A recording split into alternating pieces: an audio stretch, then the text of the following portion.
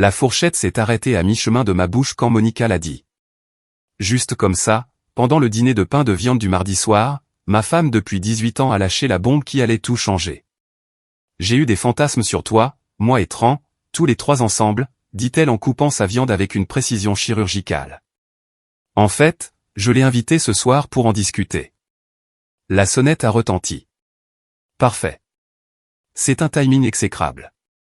Je m'appelle Jacques Morrison, 43 ans, ancien boxeur des Golden Gloves devenu expert en assurance. J'ai vu assez d'accidents de voiture et d'incendies de maison pour savoir quand quelque chose est sur le point d'exploser. Le sourire suffisant qui se dessinait sur le visage de Monica m'a indiqué que j'étais assis en plein dans la zone de l'explosion. Ce doit être lui maintenant, dit-elle en s'épongeant les lèvres avec la serviette en tissu que j'avais repassée ce matin, car apparemment, je repasse les serviettes maintenant. Notre fille Lily n'a même pas levé les yeux de son téléphone. 17 ans et déjà experte pour prétendre que sa famille n'était pas complètement foutue. Fille intelligente. Tu l'as invitée ici, ai-je demandé, ma voix stable malgré la rage qui montait dans ma poitrine comme la vapeur dans une cocotte minute. Dans notre maison, pour discuter de tes fantasmes. Les yeux verts de Monica pétillaient de quelque chose qui n'était pas de l'amour. Ce n'était plus de l'amour depuis longtemps, ai-je réalisé. Ne sois pas si dramatique, Jacques. Nous sommes tous des adultes ici. La sonnette a de nouveau retenti, plus longtemps cette fois, insistante. Je me suis levé lentement, ma chaise raclant le parquet que j'avais moi-même rénové il y a 3 étés. À l'époque où je pensais que ce mariage valait la peine d'être sauvé. À l'époque où je pensais que Monica appréciait le sang, la sueur et les larmes que j'avais versées pour faire de cette maison un foyer. S'il franchit cette porte, dis-je doucement, je vais l'affronter. Monica a ri. Elle a vraiment ri. Oh, Jacques, tu es si possessif. On est en 2023, pas en 1953. Les gens explorent leur côté romantique maintenant. Maman, c'est dégoûtant, a marmonné Lily, levant enfin les yeux de son téléphone. Je peux manger chez Sarah. Finis ton dîner, ma chérie, a dit Monica doucement. Puis à moi. Tu vas ouvrir la porte, ou je devrais le faire? Je me suis dirigé vers la porte d'entrée, les poings serrés. À travers le verre dépoli, je pouvais voir la silhouette de Tran. Grand, mince, portant probablement l'un de ces costumes chers que Monica complimentait toujours. Tran Blackwood, associé junior chez Morrison et Associés. Oui, le même nom de famille que moi, mais aucun lien de parenté. Juste une autre blague cosmique dans le cirque merdique qu'était devenu ma vie. J'ai ouvert la porte d'un coup sec. Salut, Jacques. Tran a affiché son sourire à $1 million, celui qui faisait probablement fondre les petites culottes dans les tribunaux du Maine. Monica m'a invité pour le dîner. J'espère que ça ne te dérange pas, il tenait une bouteille de vin. Une bonne bouteille.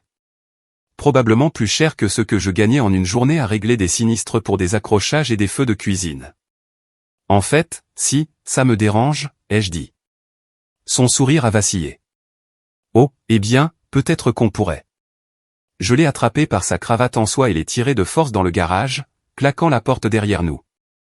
La porte de garage automatique était fermée, nous offrant de l'intimité. Mon vieux sac de frappe lourd pendait dans un coin, à côté de l'établi où j'avais construit le premier vélo de Lily. Laisse-moi t'expliquer quelque chose, Tran, ai-je dit, le repoussant contre mon établi. Les outils ont cliqueté.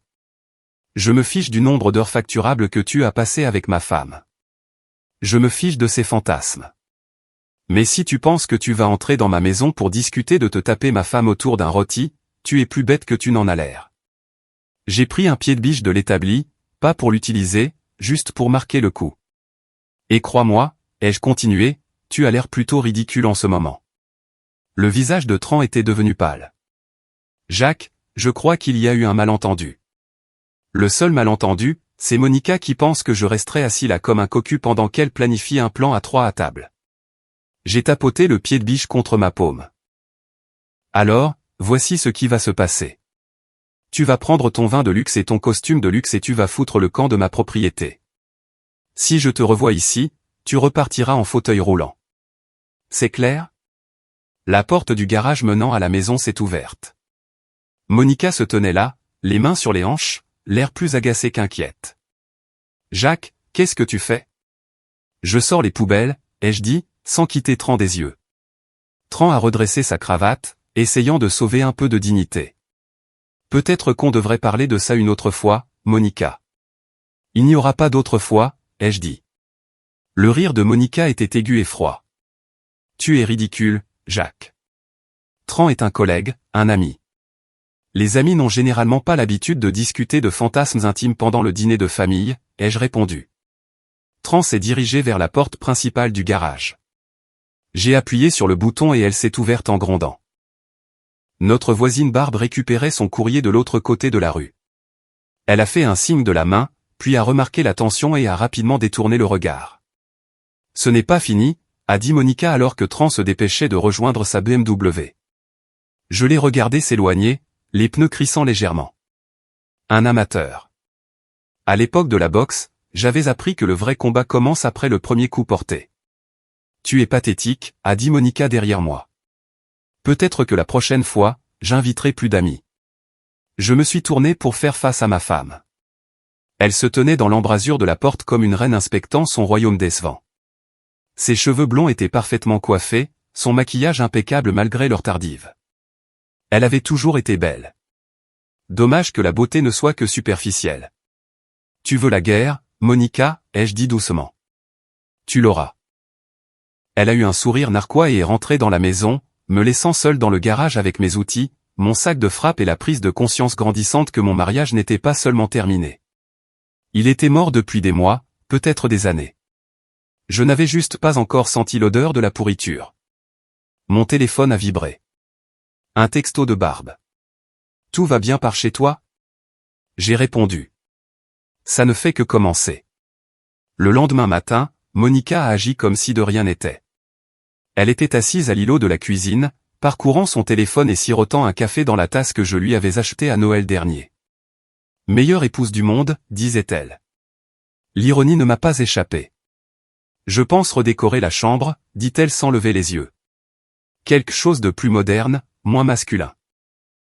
Je préparais des œufs pour le petit déjeuner de Lily, essayant de maintenir une certaine normalité dans notre foyer en pleine détérioration. Masculin? Tu veux dire les meubles que j'ai construits de mes propres mains? C'est très rustique, dit Monica, croisant enfin mon regard. Mais je pense qu'on a besoin de changement. Un nouveau départ. Lily est entrée en titubant dans la cuisine, écouteurs aux oreilles, sac à dos sur l'épaule. Elle a attrapé une tranche de pain grillé et s'est dirigée vers la porte. Petit déjeuner, lui ai-je lancé.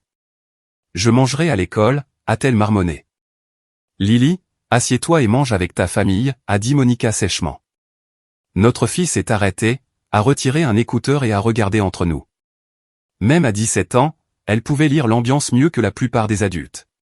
Vous allez divorcer, a-t-elle demandé sans embâche. La question est restée en suspens dans l'air comme la fumée d'un incendie. La tasse de café de Monica s'est immobilisée à mi-chemin de ses lèvres. J'ai continué à brouiller les œufs.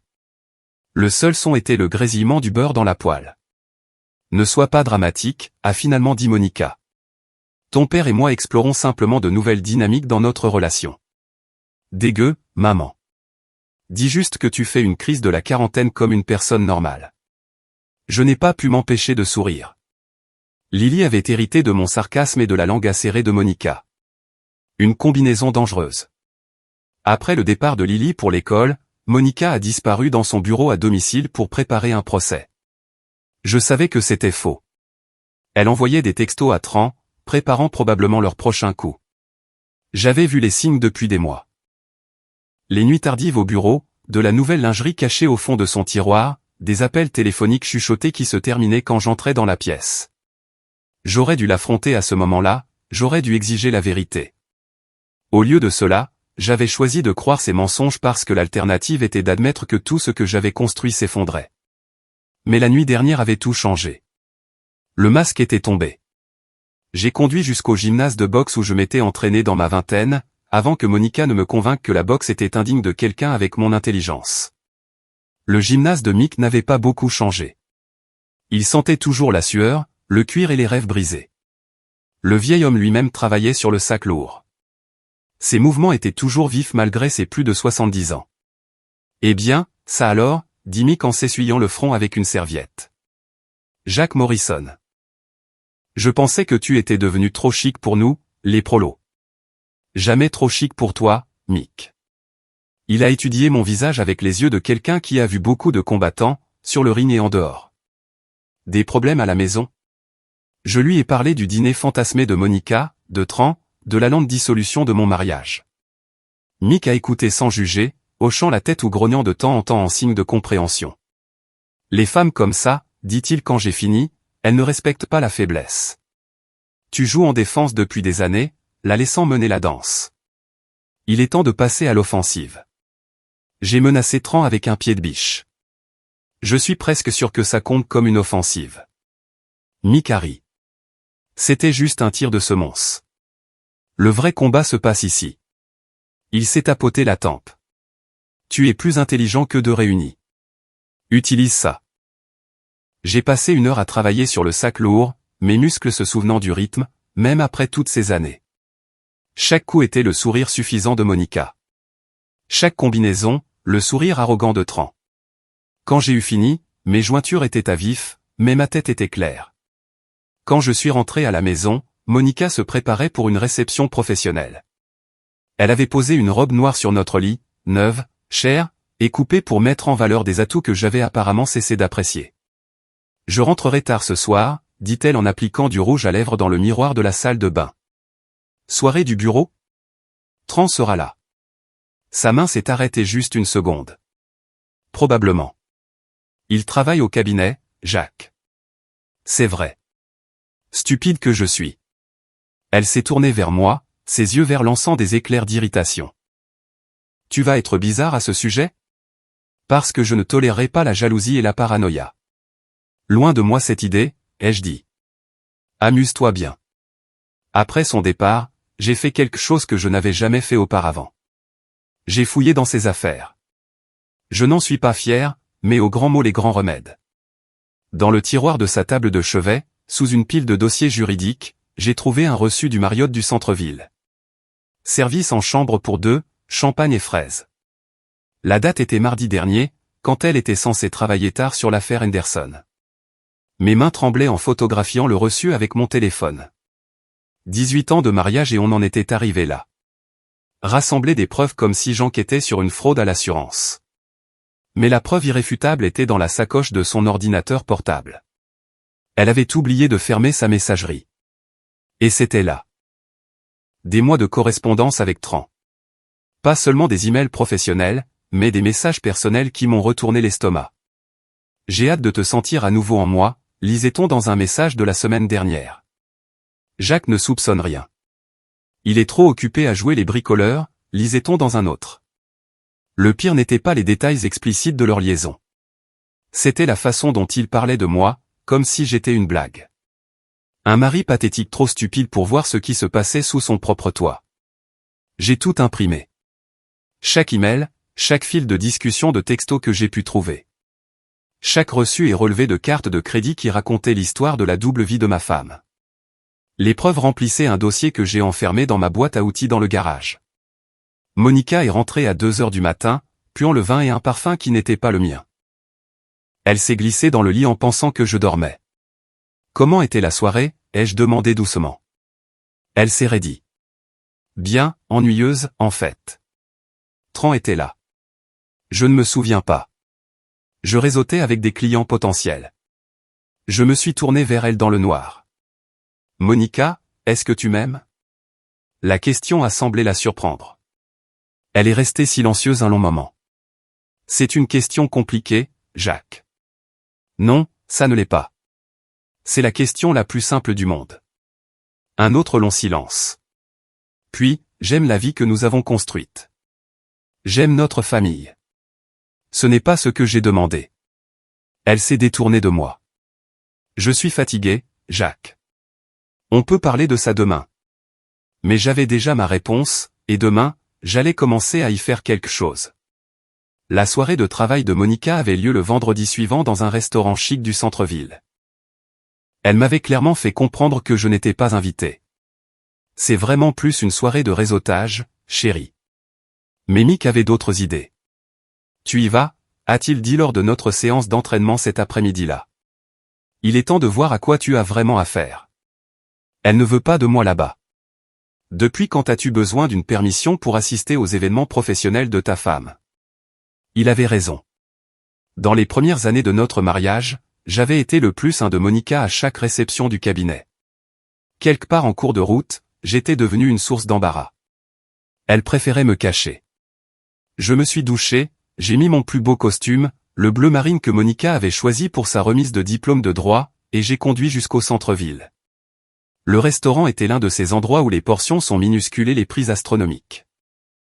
À travers la fenêtre, je pouvais voir Monica tenir salon près du bar, riant de quelque chose que Tran lui chuchotait à l'oreille. L'hôtesse a essayé de m'arrêter, mais je suis passé outre. Je suis avec le groupe de Morrison et associés. Le visage de Monica est devenu blanc en me voyant. Tran, de son côté, avait l'air de vouloir fuir par la sortie de secours. Jacques, a dit Monica, sa voix tendue par une joie forcée. Quelle surprise!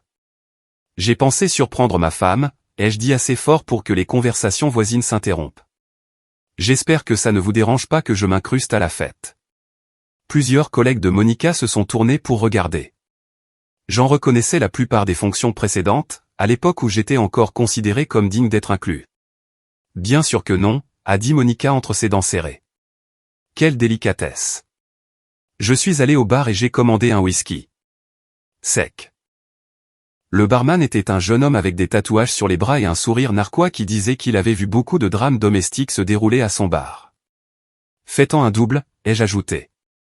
Monica est apparue à mon coude. Qu'est-ce que tu fais ici, Jacques? Je soutiens la carrière de ma femme. N'est-ce pas ce que font les bons maris? Tu te ridiculises. Est-ce que c'est moi, ou est-ce que c'est toi que je ridiculise? Avant qu'elle ne puisse répondre, Tran s'est matérialisé de mon autre côté. De près, il était encore plus beau que dans mes souvenirs. Dents parfaites, cheveux parfaits, probablement des abdominaux parfaits sous cette chemise sur mesure. Salut, Jacques, a-t-il dit en tendant la main comme si nous étions de vieux amis. Content que tu aies pu venir. J'ai regardé sa main, mais je ne l'ai pas prise. Tran, toujours en vie, à ce que je vois. Son sourire a vacillé. Monica s'est interposée entre nous. Pourquoi ne prends-tu pas quelque chose à manger, chérie, a-t-elle suggéré. Les crevettes sont censées être excellentes. Je n'ai pas faim de crevettes, ai-je dit, mes yeux ne quittant jamais le visage de Tran. La tension était à couper au couteau. D'autres invités commençaient à nous regarder ouvertement maintenant. Le patron de Monica, un requin aux cheveux argentés nommé Patterson, observait de l'autre côté de la pièce avec un intérêt évident. C'est alors que l'inspiration m'a frappé. J'ai pris mon verre et j'ai fait semblant de trébucher, renversant accidentellement tout le contenu sur le devant de la chemise blanche immaculée et de la veste de costume chair de Tran. Oh merde, ai-je dit fort. Je suis vraiment désolé, mec. Quelle maladresse de ma part. Tran a sursauté, le whisky dégoulinant de son menton. Mais qu'est-ce que c'est que ça? Une erreur de bonne foi, ai-je dit en attrapant des serviettes du bar. Tiens, laisse-moi t'aider à nettoyer. J'ai commencé à tamponner sa chemise, en appuyant plus fort que nécessaire. Il a essayé de repousser mes mains, mais j'ai insisté, empirant la tâche. C'est bon, a-t-il dit les dents serrées. Je m'en occupe. Non, non, j'insiste. C'est la moindre des choses. J'ai regardé autour de moi toutes les personnes qui observaient. Mesdames et messieurs, je voudrais proposer un toast. Monica m'a saisi le bras. Jacques, ne fais pas ça. Mais je levais déjà mon verre vide. À Tran Blackwood, associé junior, et proche collègue de ma femme. Que sa performance au tribunal soit meilleure que sa performance dans d'autres domaines. La pièce est devenue silencieuse. Le visage de Tran est devenu rouge. Monica avait l'air sur le point de s'évanouir. À l'homme qui a travaillé si dur avec ma femme sur ses dossiers tardifs, ai-je continué, y mettant vraiment des heures supplémentaires, si vous voyez ce que je veux dire. Patterson a commencé à se diriger vers nous, mais je n'avais pas terminé. Et à ma femme aimante, Monica, qui a toujours cru en l'exploration de nouvelles stratégies juridiques, impliquant parfois plusieurs parties. C'est alors que Tran s'est jeté sur moi. Je l'ai vu venir à des kilomètres. Des années d'entraînement de boxe ont pris le dessus, et j'ai esquivé son coup maladroit, laissant son élan le projeter contre le bar. Les bouteilles ont tremblé, le barman a juré. Messieurs, S'il vous plaît, a aboyé Patterson, mais le mal était fait. La sécurité est apparue de nulle part. Deux grands types en costume bon marché qui avaient l'air de préférer être n'importe où ailleurs. Ils ont attrapé Tran par sa veste ruinée et ont commencé à l'escorter vers la porte. Ce n'est pas fini, m'a-t-il grogné. Si, ça l'est, ai-je répondu calmement. Monica les a suivis, me laissant seul au bar avec une salle pleine d'avocats qui étaient soudainement très intéressés par leur boisson. Le barman m'a regardé avec un respect naissant. Un autre double, a-t-il demandé. Fait-en un triple. Mon téléphone a vibré avec un texto de Lily. Papa, la soirée de travail de maman est partout sur Instagram. Tu vas bien? J'ai regardé les collègues de Monica, tous chuchotant et me jetant des regards furtifs. Demain, cette histoire serait sur toutes les lèvres de la communauté juridique. La réputation de Monica, si soigneusement cultivée au fil des ans, venait de prendre un coup majeur, et je ne faisais que commencer. J'ai répondu à Lily, jamais été mieux, ma chérie. Jamais été mieux. Les retombées de l'incident du restaurant ont été rapides et brutales. Le lundi matin, Monica ne me parlait plus. Elle avait déménagé dans la chambre d'amis et communiqué par l'intermédiaire de Lily, qui était clairement mal à l'aise d'être prise entre deux feux. Maman dit que tu dois t'excuser auprès de Tran, m'a dit Lily au petit déjeuner. Maman peut me le dire elle-même, ai-je répondu sans lever les yeux de mon café. Elle dit aussi que tu fais une sorte de dépression nerveuse. Là, j'ai levé les yeux. Qu'en penses-tu, Lily? Est-ce que je fais une dépression? Ma fille a étudié mon visage avec l'intensité de quelqu'un qui avait hérité des esprits analytiques de ses deux parents. Je pense que maman se comporte bizarrement depuis des mois, et que tu viens enfin de le remarquer. Fille intelligente. Trop intelligente pour son propre bien, peut-être. Monica est sortie de son bureau avec l'air d'avoir aussi mal dormi que moi. Ses cheveux habituellement parfaits étaient attachés en une queue de cheval désordonnée et des cernes que le maquillage ne pouvait pas tout à fait cacher marquaient ses yeux. Il faut qu'on parle, a-t-elle dit. C'est maintenant que tu veux parler? Pas ici, a-t-elle dit en jetant un coup d'œil à Lily. Quelque part en privé. Nous avons fini au dîner de la route 1, le même endroit où nous avions eu notre premier rendez-vous il y a 20 ans. L'ironie n'a échappé à aucun de nous deux. Nous nous sommes assis dans une banquette d'angle, 2 tasses de café refroidissant entre nous pendant que nous nous regardions comme des étrangers. Tu m'as humilié, a finalement dit Monica. C'est moi qui t'ai humilié? C'est la meilleure. Devant mes collègues, mon patron. As-tu la moindre idée de ce que cela pourrait faire à ma carrière? J'ai sorti mon téléphone et ouvert la galerie de photos, les images de ses reçus d'hôtel, les captures d'écran de ses emails avec Tran, les relevés de cartes de crédit montrant des dépenses dans des restaurants où je n'étais jamais allé. As-tu la moindre idée de ce que cela pourrait faire à notre mariage? Ai-je demandé en faisant glisser le téléphone sur la table. Le visage de Monica a traversé une série d'expressions. Surprise, colère, peur, et enfin quelque chose qui aurait pu être du soulagement. Tu as fouillé dans mes affaires. Tu les as laissées traîner. Travail bâclé pour une avocate. Elle m'a repoussé le téléphone sans regarder les preuves. Alors, quoi maintenant? Tu veux un divorce? Et toi? Un autre long silence. Le dîner était presque vide, à l'exception d'un camionneur au comptoir et d'un couple de personnes âgées partageant une part de tarte. Des gens normaux menant une vie normale, probablement pas assis dans un dîner à affronter 18 ans de mensonges. Je veux que tu te battes pour moi, a dit Monica doucement. L'aveu m'a pris au dépourvu. Quoi? Pendant tous ces mois, j'ai attendu que tu remarques, que tu t'en soucies, que tu fasses autre chose que réparer ce stupide évier et prétendre que tout allait bien. Alors tu as eu une liaison pour attirer mon attention?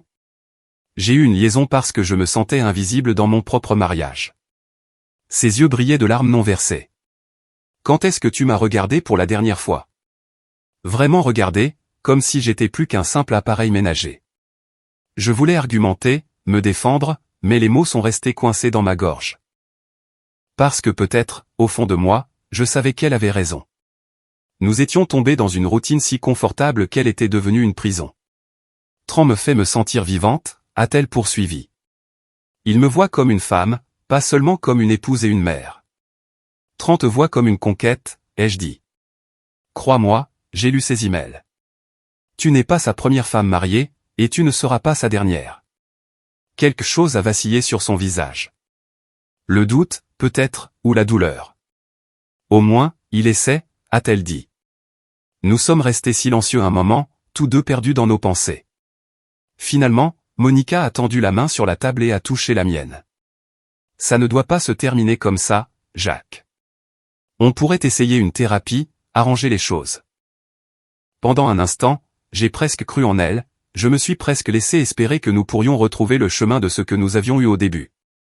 Mais ensuite, je me suis souvenu du rire cruel dans sa voix quand elle avait invité Tran à dîner.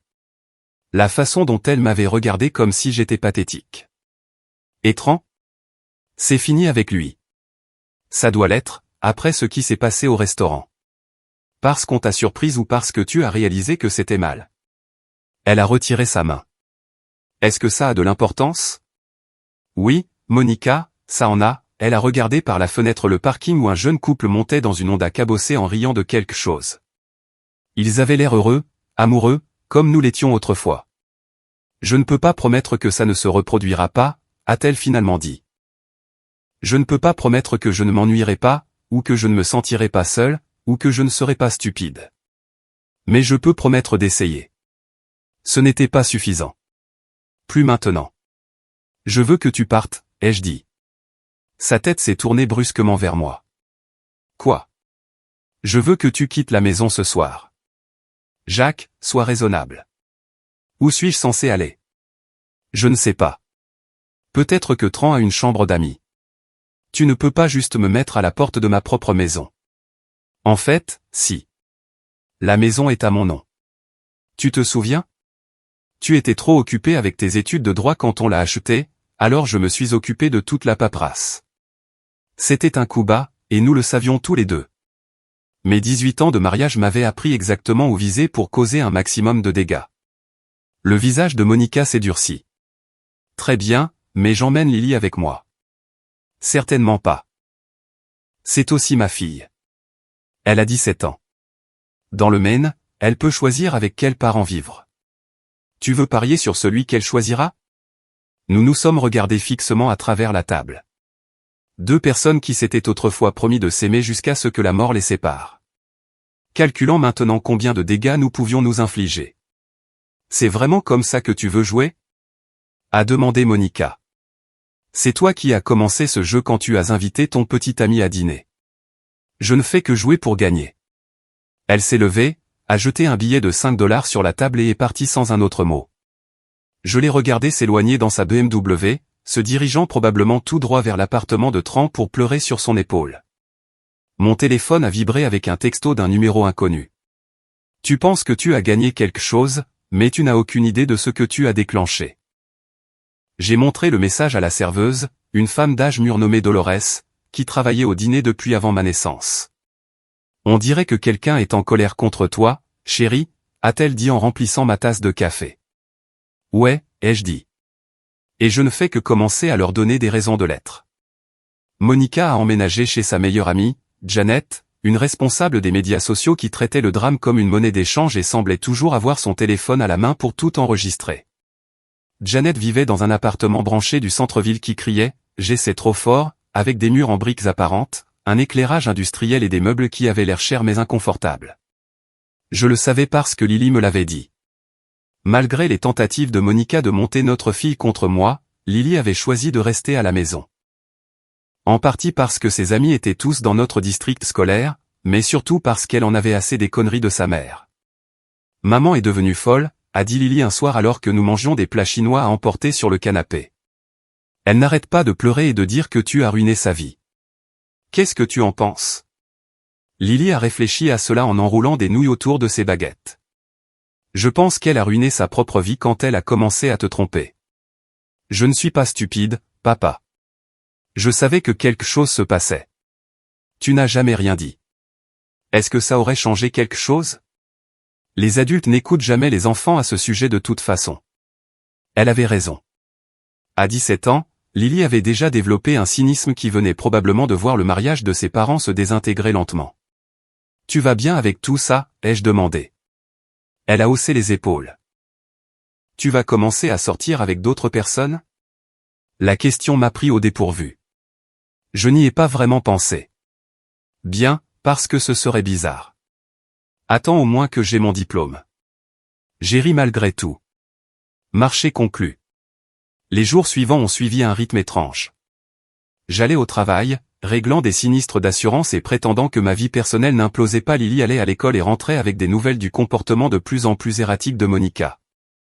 Et quelque part en ville, Monica et Tran complotaient probablement leur prochain coup. Je n'ai pas eu à attendre longtemps pour le découvrir. Jeudi soir, j'étais dans le garage à travailler sur une vieille moto que je restaurais quand 3 voitures se sont garées dans mon allée. La BMW de Monica, l'Audi de Tran et une Toyota que je ne reconnaissais pas. Les portières ont claqué et j'ai entendu des voix en colère, qui s'approchaient. Je me suis essuyé les mains sur un chiffon et je suis sorti. Monica menait une petite armée.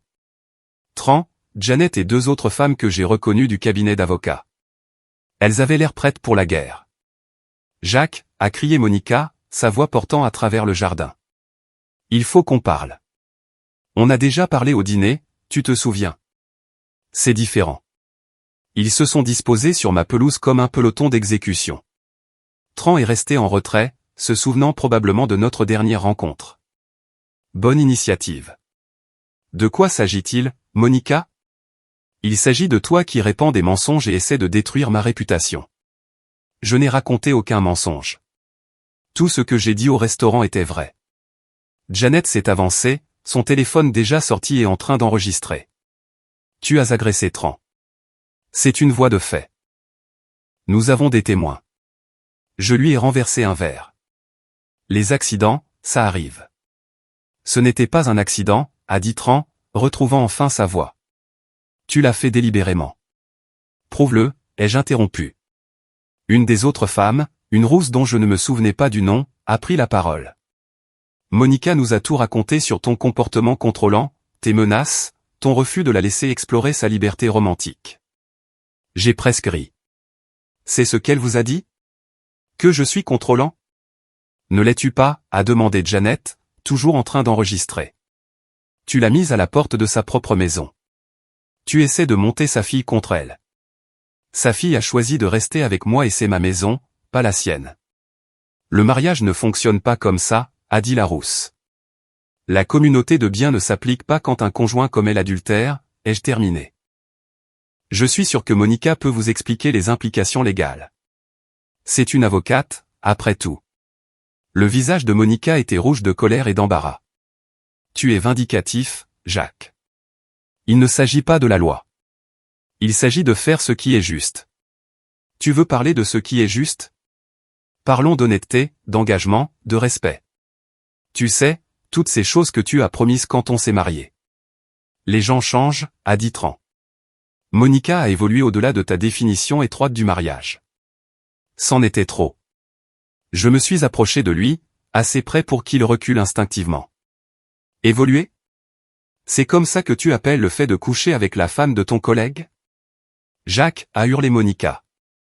Non, soyons honnêtes ici. Ton petit ami pense que l'adultère est une évolution. Moi, je pense que c'est juste être un connard égoïste. Janet était pratiquement en train de bondir d'excitation, son téléphone capturant chaque mot. Cela serait probablement sur tous les réseaux sociaux dans l'heure.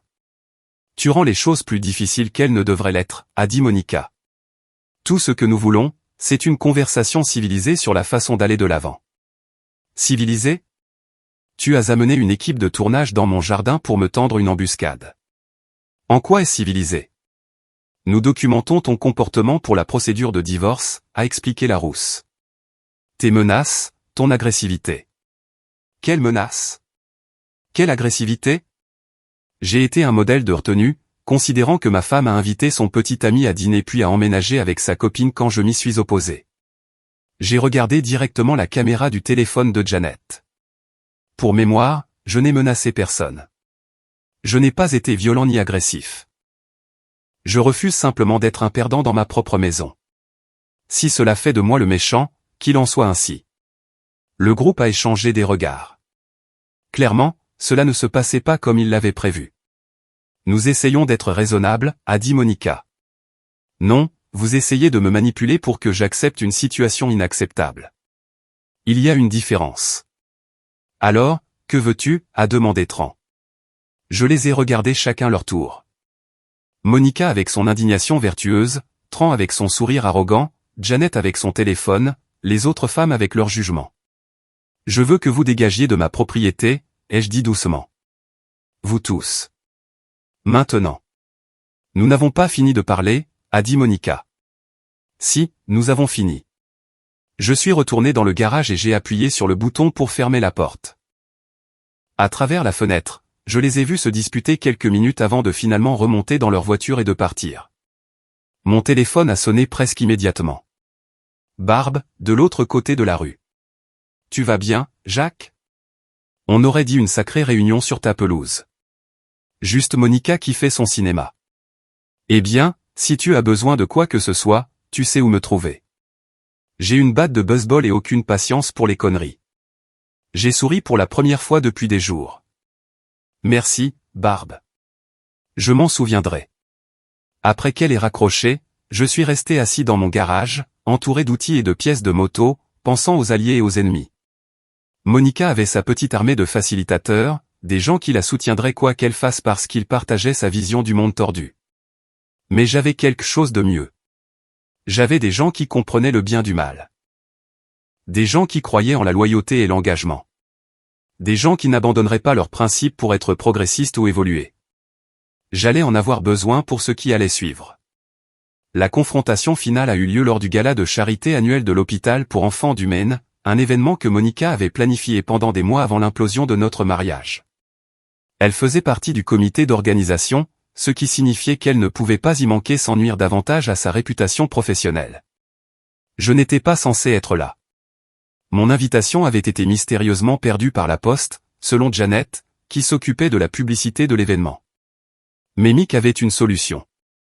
Mon neveu possède l'entreprise de traiteur, a-t-il expliqué lors de notre séance d'entraînement. Tu travailleras à la sécurité pour la soirée.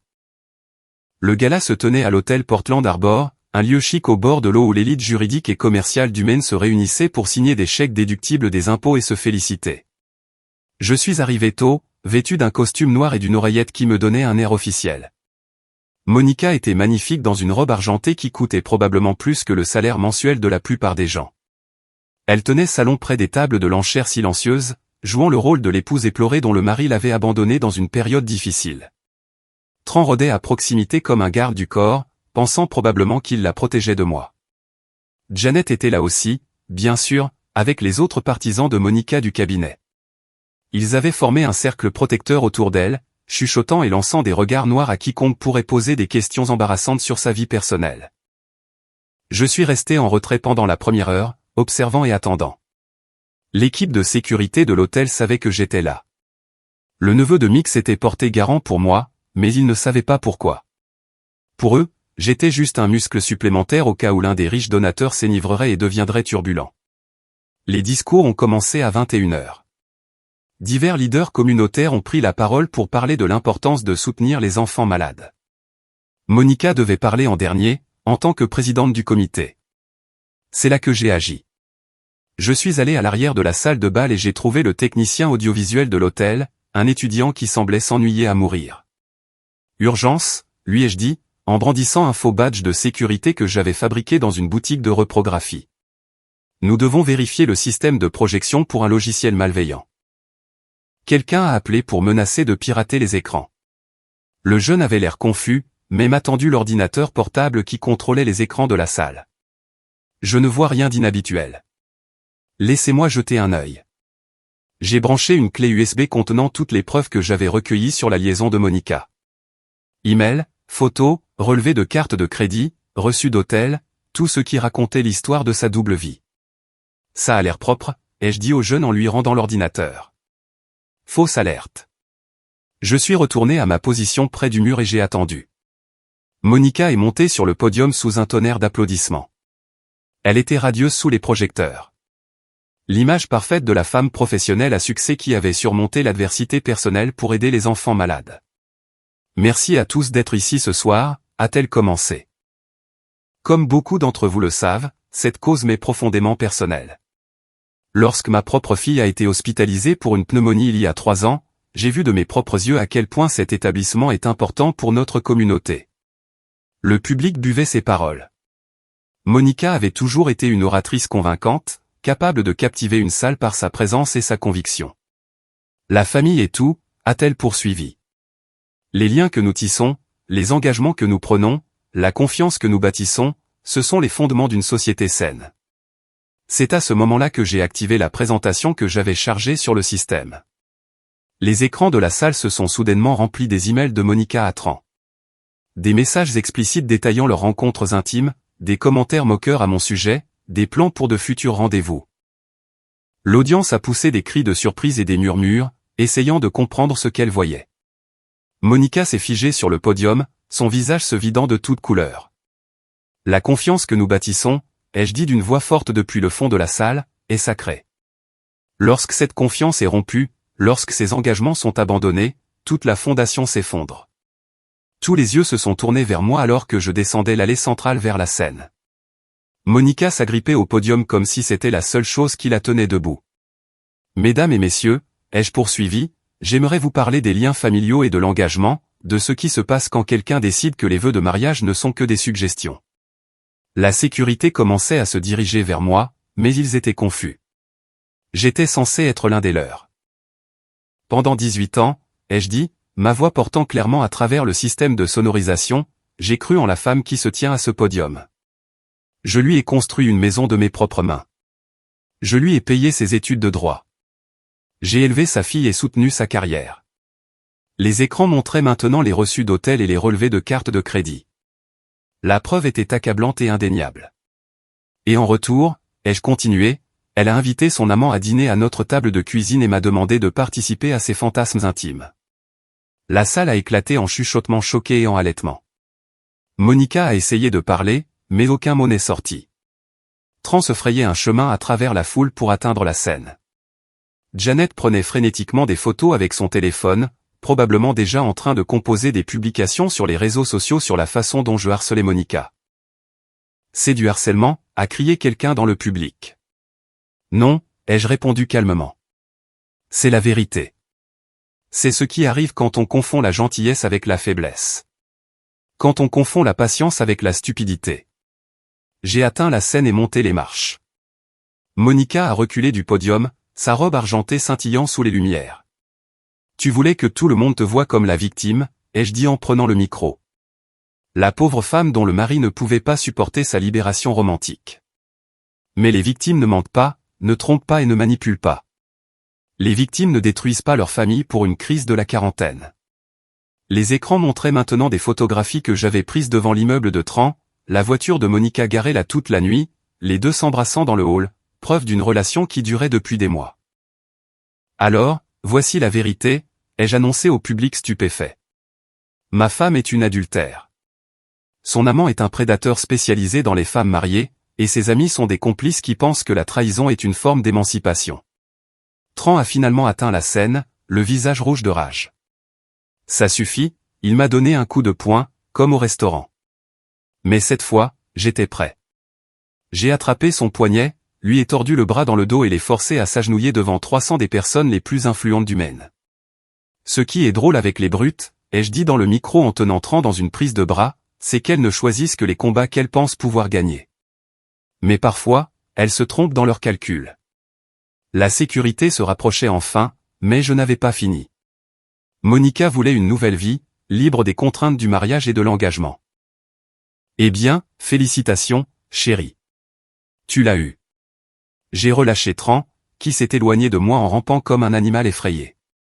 Monica pleurait maintenant, le mascara coulant sur ses joues alors que les écrans continuaient d'afficher les preuves de sa trahison. Mesdames et messieurs, ai-je dit, j'espère que vous soutiendrez toujours l'hôpital pour enfants.